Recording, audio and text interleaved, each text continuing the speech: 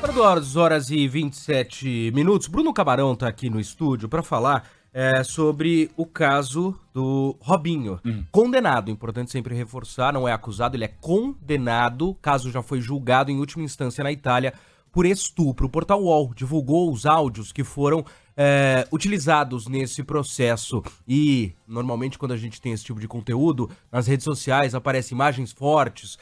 Então a gente alerta o nosso ouvinte, esses áudios são delicados, são sensíveis, com palavrões, são extremamente ofensivos. Então alertar o ouvinte que a gente vai acompanhar agora os detalhes dessa reportagem e também esses áudios, Camarão. Sandro, Thaís, boa tarde a todos mais uma vez. Então esses áudios que serviram justamente como argumentos para que o Ministério Público italiano acusasse o ex-jogador Robinho de estupro foram, enfim, revelados. Nessa quarta-feira, o podcast Os Grampos de Robinho, do Portal UOL, o podcast acabou revelando algumas conversas do ex-jogador com amigos sobre este caso. Então, entre estes trechos obtidos e revelados pela reportagem, o jogador dá detalhes explícitos do crime que ocorreu em 2013 em uma boate em Milão. Em janeiro de 2014, o Robinho acabou entrando na mira da justiça italiana. As ligações dele passaram a ser gravadas pela polícia e o UOL teve acesso a elas. Vamos ouvir a primeira.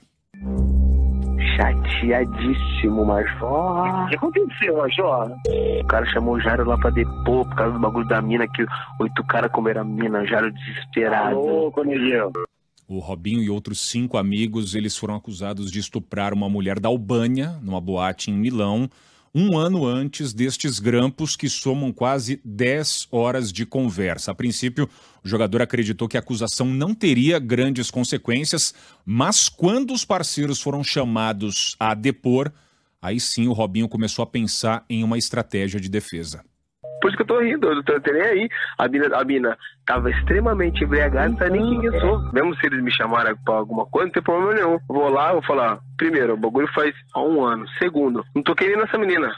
É importante ressaltar que ele deixa claro, ele confessa que ela estava embriagada. Ele chega a falar que ela não ia reconhecer ele. Exato. Alguns áudios dessas diversas horas, né, destes áudios revelados, eles são de fato estarrecedores. Eu vou te falar que o que mais me angustia é a risada, é o jeito debochado de você falar, não participei em alguns momentos ele fala, mas de qualquer forma ele está sendo notificado de um crime, de um estupro, um crime bárbaro, cruel, de uma violência não só física, mas mental, e ele ri. Ele acha que o fato dela estar embriagada justifica. 4 dos amigos que estavam presentes na noite do crime, eles voltaram ao Brasil. E mesmo à distância, esse grupo manteve aí algumas especulações nas conversas que justamente foram usadas no julgamento anos depois. Eu tô com medo de, se não sair na imprensa, tá ótimo, tá ligado? Amigos de Robinho pega a mina força na Itália, ó que fase. E ele fala nos áudios também que ele teve relações sexuais com ela, né? Exatamente. A investigação condenou o Robinho e o amigo Ricardo Falco a 9 anos de prisão em junho.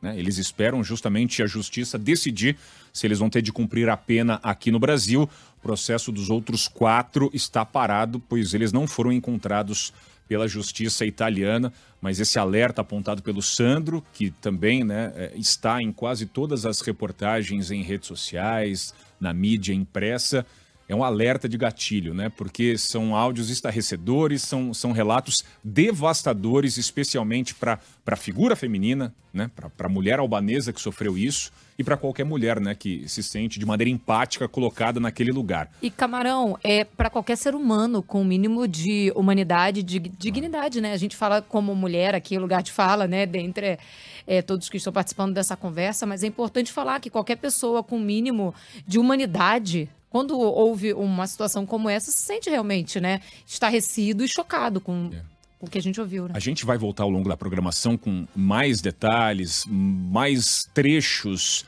mas um deles também chama atenção, Sandro, Thaís e amigos, que é quando o jogador sugere pro Falco que os dois dessem um soco na moça caso ela os acusasse.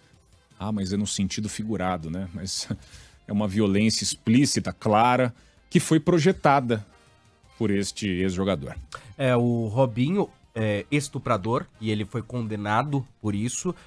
ele tá livre. Hoje ele vive como um homem livre no Brasil, e pra muita gente é a sensação de impunidade, nada vai acontecer. Só pra gente explicar os trâmites desse processo. O Brasil não extradita brasileiros natos para outros países para cumprimento de pena. Ele é condenado na Itália, a Itália pode até fazer o pedido, mas o Brasil tem, por regra, sempre teve de não extraditar. Por isso, Robinho não sai do país, porque ao sair do país ele pode ser preso. Porém, a expectativa, o ministro da Justiça falou isso, o próprio Flávio Dino, é de que sim, ele possa cumprir a pena no Brasil, e esse trâmite já foi iniciado. Em fevereiro desse ano, o governo italiano pediu a homologação da decisão da Justiça italiana aqui no Brasil, ou seja, pediu que o Robinho seja preso e cumpra a pena por estupro aqui no Brasil. Esse caso está no Superior Tribunal de Justiça com o ministro João Otávio de Noronha. Ele pediu tempo para análise e o período inicial de 2 meses termina na próxima semana. Na segunda-feira, dia 19,